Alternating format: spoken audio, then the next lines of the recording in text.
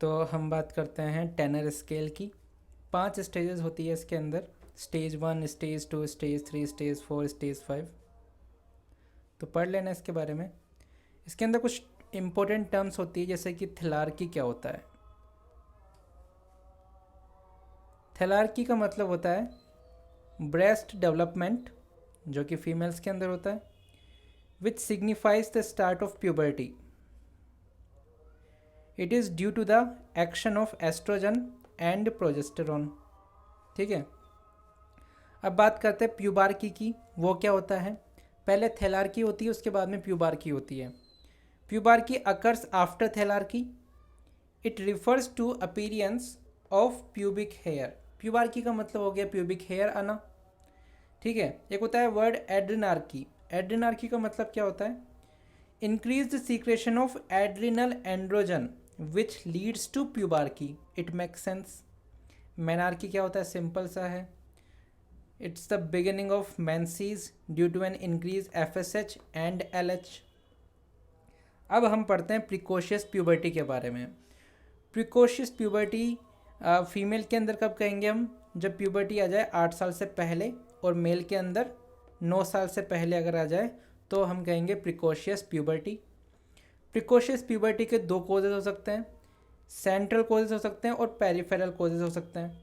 Central causes जो होते हैं उन्हें हम गोनेडोट्रोपिक डिपेंडेंट भी कहते हैं। ठीक है। तो इसके एग्जांपल क्या क्या है? Early maturation of the hypothalamic pituitary gonadal axis, एक तो ये हो गया। दूसरा क्या हो गया? ट्यूमर रिलीजिंग एक्सेस GnRH और HCG। देखो HCG जो होता है वो सिमिलर होता है LH के। तो LH की जैसी बायोलॉजिकल एक्टिविटी HCG कर सकता है। ठीक है। इसके अलावा रेडिएशनल डैमेज टू ब्रेन। तो ये सब क्या है? सेंट्रल कॉजेज है प्रिकॉशियस प्यूबर्टी के, कि आपका जो हाइपोथैलेमिक पिट्यूटरी गोनेडल एक्सिस है वो पहले ही मैच्योर हो गया। पहले ही मैच्योर हो गया तो उसने काम अपना पहले ही चालू कर दिया प्यूबर्टी का। अब हम बात करते हैं पेरिफेरल प्रिकॉशियस प्यूबर्टी की। ये क्या होते हैं? गोनेडोट्रोपिन इंडिपेंडेंट होता है। तो it is due to the over production of sex hormone. इसके कॉजेज़ क्या क्या हो सकते हैं? कि ओवरी और टेस्टिस का ट्यूमर हो गया। एक जेनेटिक कंडीशन होती है मैक क्यूनी एल्ब्राइट सिंड्रोम। तो इसके अंदर भी क्या देखने को मिलता है हमें? प्रिकॉशियस प्यूबर्टी देखने को मिलती है। किस टाइप की प्रिकॉशियस प्यूबर्टी देखने को मिलती है हमको? गोनेडोट्रोपिन इंडिपेंडेंट, या फिर इसे हम कह सकते हैं पेरिफेरल प्रिकॉशियस प्यूबर्टी। इसके अलावा एक्सोजीनस सेक्स हार्मोन भी एक कोज हो सकता है। मेडिकेशंस या क्रीम के फॉर्म में हो सकती है ये। ठीक है। अब बात करते हैं हम डिलेड प्यूबर्टी की। डिलेड प्यूबर्टी क्यों होती है? Due to hypogonadism.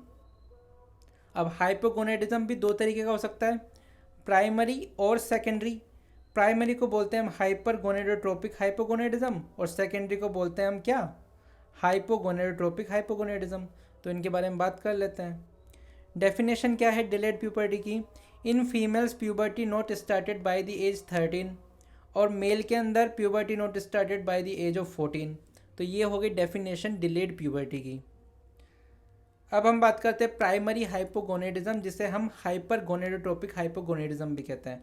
Hyper gonadotropic का मतलब होता है कि इसके अंदर FSH और LH जो होंगे वो बड़े होंगे, और हाइपोगोनेडिज्म का मतलब है कि टेस्टोस्टेरोन, एस्ट्रोजन और प्रोजेस्टेरोन जो सेक्स हार्मोन होते हैं वो कम होंगे। तो इसके देखो एक्वायर्ड कोज के अंदर आता है रेडियो कीमोथेरेपी, और कंजेनाइटल कोजेस के अंदर आता है क्लाइनफेल्टर या टर्नर सिंड्रोम। आगे बात करते हैं हम सेकेंडरी हाइपोगोनेडिज्म की। तो इसके कंजेनाइटल कोजेस क्या क्या है? कालमान सिंड्रोम है, प्राडर विली सिंड्रोम है, पैन हाइपोपिट्यूटरिज्म है। ठीक है। तो this is all. Constitutional delay क्या होता है? It's a temporary delay in puberty, does not cause infertility, not pathologic, it is naturally slowed maturation. Genetic component होता है तो इट रन्स इन फैमिलीज। अब देखो एक क्वेश्चन है कि peak growth velocity in adolescent girls is seen just after what. देखो इस तरीके का होता है। सबसे पहले थिलार्की आती है जिसके अंदर ब्रेस्ट डेवलपमेंट होता है। उसके बाद में प्यूबार्की आती है, मैंने बताया, जिसमें प्यूबिक हेयर आते हैं। तो इसी स्टेज के बाद में आती है ग्रोथ स्पर्ट। ग्रोथ स्पर्ट का मतलब होता है हाइट का बढ़ना एकदम से।